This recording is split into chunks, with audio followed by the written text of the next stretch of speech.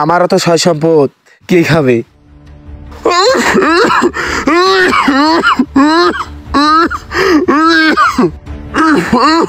এই বাবা কই রে, এদিকে আয়।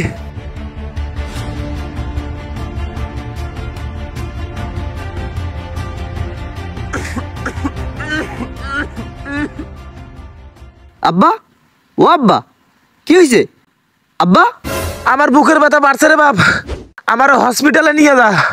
হসপিটালে আবার যাওয়া লাগবে কে? বাড়িতে নিয়ে ডলাডলি করলে ঠিক হয়ে যাবেন। উঠেন, আস্তে আস্তে উঠেন তো, উঠেন।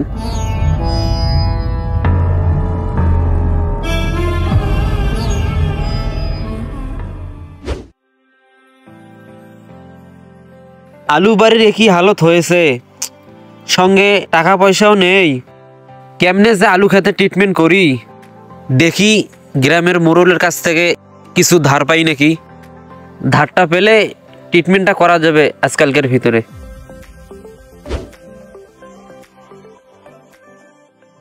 আসসালামু আলাইকুম কর্তা। ওয়ালাইকুম আসসালাম। কি খবর রাশেদ মিয়া? কর্তা সাহেব, আমার জমির ফসলের অবস্থা তো খুবই খারাপ। আমার কাছে এই সময় টাকা পয়সাও নেই।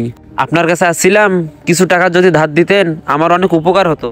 ফসল উঠিয়ে আপনার টাকাটা আমি শোধ করে দিতাম। তুমি ঠিক জায়গায় চলে এসেছো। তুমি যেভাবে চাচ্ছ এইভাবে তো হচ্ছে না, তুমি চাইলে অন্য উপায়ে নিতে পারো। যেভাবে হোক আমাকে 1000-2 টাকা দেন, আমি ফসল উঠিয়ে আপনার টাকা পরিশোধ করে দেবো। তুমি 2000 টাকা নিতে পারো, কিন্তু 1000-এ 150 টাকা লাভ, 2000-এ মাসে 300 টাকা দিতে হবে। লাভের টাকা তো নেওয়া হারাম, কিন্তু আমি যে বিপদে পড়েছি, না নিয়ে উপায়ও নেই। আচ্ছা ঠিক আছে, দেন। আচ্ছা ঠিক আছে, বাসায় চলো, বাসায় গিয়ে দিচ্ছি।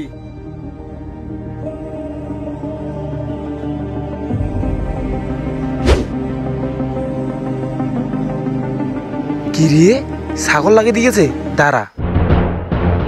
এ বাবা এদিকে আয় তো, ছাগলটা নিয়ে খরওয়ায় দিয়ে আয়।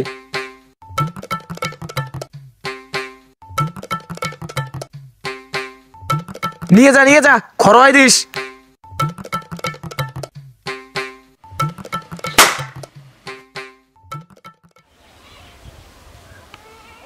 ও মোরল সাহেব, আপনি কি আমার সাদা বকরিটা দেখেছেন?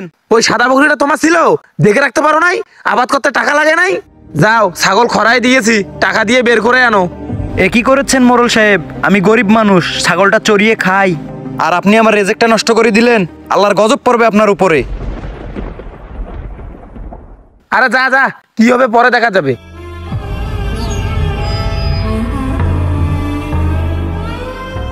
কাদের জন্য জীবনে এত কিছু করলাম আমি? যে টাকার পিছনে আমি ছুটেছি, সে টাকার জন্য আমার চিকিৎসাটা হলো না। কি হবে এত টাকা পয়সা কামিয়ে? দিন শেষে আপনিও টাকার কাছে হেরে যাবেন, আর হারাম পথে টাকা ইনকাম করার কারণে আপনার আমল নামায় যোগ হবে গুনাহ। সেই গুনাহই আপনাকে জাহান্নামে নিয়ে যাওয়ার কারণ হয়ে যাবে। আল্লাহ সকলকে বুঝদান করুক।